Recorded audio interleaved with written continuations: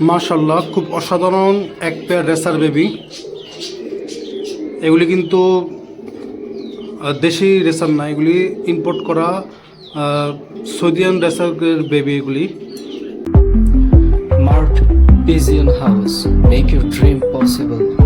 আসসালামু আলাইকুম বন্ধুরা, মার্ক পিজন হাউসের পক্ষ থেকে আপনাদের সবাইকে জানাই স্বাগতম। তো আমি এখন আপনাদের যে দুটা কবুতর দেখাচ্ছি, রেসার কবুতর, এগুলি কিন্তু আপনার ওদের যে বাবা কিন্তু সৌদি আরব থেকে ইম্পোর্ট করা এবার অরিজিনাল জেনুইন রেসার কবুতরের বেবি। তো ওদের চোখ দেখতেছেন, মাশাআল্লাহ অনেক সুন্দর চোখ। সাধারণত এই কোয়ালিটির চোখের কবুতর কিন্তু সচরাচর রেসার কবুতর দেখা যায় না। এই খুবই রেয়ার চোখের কবুতরের রেসার। ওদের মাথা দেখলে দেখা যাচ্ছে পুরো ডাউন শেপ, ওদের মাথাটা কিন্তু পুরো ডাউন শেপ, অনেক সুন্দর এই পেয়ারটা।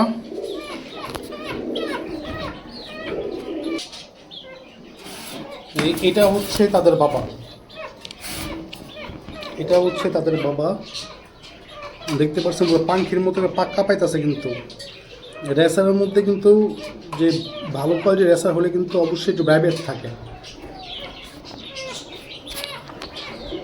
বাচ্চাদের মধ্যেও কিন্তু ব্যাবেট আছে, কিন্তু এখন দেখানো যাচ্ছে না।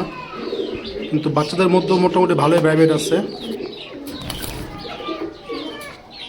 ওই যে ওর বাবার পায়ের মধ্যে সৌদি আরবে 2022 সালে ট্যাগ লাগানো, KS এর ট্যাগ।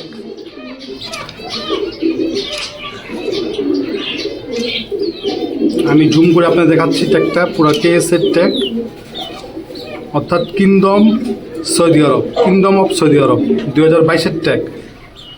এটা সৌদি আরব থেকে ইম্পোর্ট করে নিয়ে আসছিলাম আমি। তো ওদের বেবি হচ্ছে এগুলি।